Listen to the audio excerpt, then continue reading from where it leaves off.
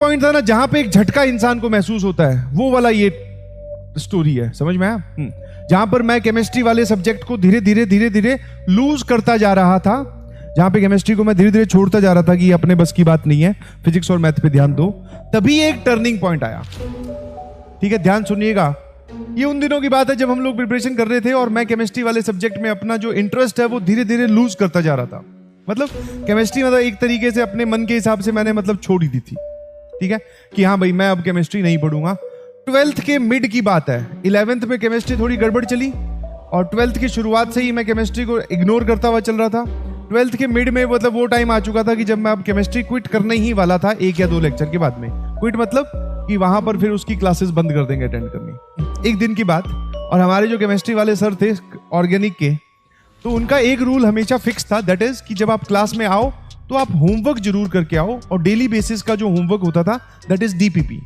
आते वक्त जब आप कल वापस आओगे या नेक्स्ट लेक्चर में जब भी आओगे तो वो डीपीपी आपके पास होनी चाहिए और उसका सॉल्यूशन आपने किया हुआ होना चाहिए।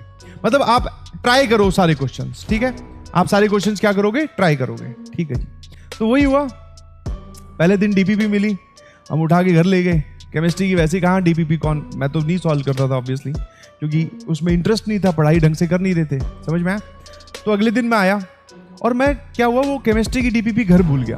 ठीक है, मेरे को वो याद नहीं रही, बट हाँ उसके बाद में फिजिक्स की क्लास थी तो फिजिक्स की डीपीपी मैं लेके आया था, बिकॉज उसका काम अपना कंप्लीट था। तो वहां पर क्या है, ऐसे बहुत सारे बच्चे बैठते हैं, तो मैं पीछे जाके कहीं बैठा। अब वो जो सर थे ना वो बड़े खतरनाक टाइप के थे, वो पहचान लेते थे फेस एक्सप्रेशन से या कहीं से भी। फेस एक्सप्रेशन तो बोलना बहुत गलत हो जाएगा, बिकॉज 300 लोग बैठे, पिछले वाले का तो फेस भी ढंग से नहीं दिखता, पर वो फिर भी पहचान लेते थे कि कौन काम करके आया है, कौन नहीं करके आया। उन्होंने 2-3 सवाल डिस्कस करने स्टार्ट किए, चौथे 5वें सवाल पे आए होंगे, इतने वो मुझे बोलते हैं पीछे से उठाकर, बोले हाँ वो जो कॉर्नर वाले चश्मे वाले भैया हैं वो खड़े हो जाओ। केमिस्ट्री क्लास में अपन पीछे ही बैठते थे। तो मैंने खड़ा हो गया, बोले कि डीपीपी लेके आए हो?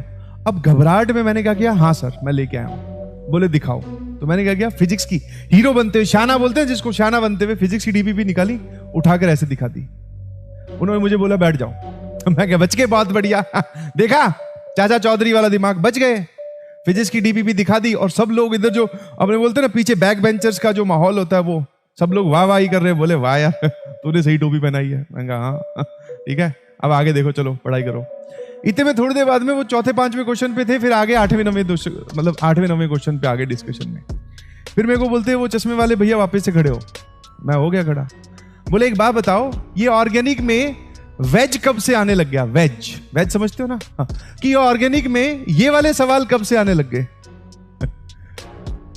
और जैसे ही उन्होंने ये बोला, क्योंकि शायद उनको ये दिख गया था, बट वो दिखना भी असंभव है, पता नहीं कैसे उन्होंने पहचाना। बोले ये ऑर्गेनिक वाली डीपीपी में ये सवाल कब से, ये कहां से आने लगे? फिर मुझे दोबारा पूछा कि तुम सच में डीपीपी लेके आए हो? फिर मैंने कहा ऐसे कर रहा था। बोले आ जाओ, आगे आ जाओ। ठीक है, हाँ फिर वही, वहां पे तो ऑब्वियसली बेइज्जती ही होती है, क्योंकि बेइज्जती जब होगी तभी तो आपके अंदर कुछ चीजें छिड़ेगी, और छिड़ेगी तभी तो तुम कुछ बदलाव करोगे। हाँ, तो जम के बेइज्जती की।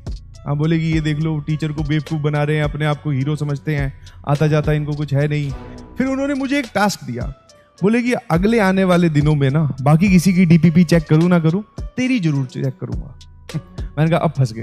ठीक है, अब फंस गए, बिकॉज आप एब्सेंट हो नहीं सकते, बिकॉज टीचर की सीधी रडार में आप हो। ठीक है, और ये बोल रहे हैं कि मैं ही चेक करूंगा, और ये तो वैसे ही बहुत स्ट्रिक्ट है। ठीक है, तो मैं समझ गया भैया। मैं कहा अब कुछ नहीं होगा, अब या तो मैं केमिस्ट्री सीख जाऊंगा या फिर यहां से मैं घर चला जाऊंगा। तो बस वही हुआ। उनके जो डर की वजह से मैंने केमिस्ट्री का जो ऑर्गेनिक वाला पोर्शन था, ठीक है, उस ऑर्गेनिक वाले पोर्शन में पढ़ाई करनी स्टार्ट की, दोस्तों से पूछकर कि भैया ये, क्योंकि उसमें ऐसा भी होता था कि 10 सवाल है डीपीपी में, आप चलो कहीं से देखकर टिक लगाकर सॉल्यूशन ले गए। वो ऐसे भी करते थे, बेटा इसका एक्सप्लेनेशन दो कि ये जवाब यही क्यों आएगा। तो उस इंसिडेंट से हुआ क्या कि मेरी जो केमिस्ट्री है, जो कि बहुत बर्बाद चल रही थी, वो वापस ट्रैक में आ गई थी।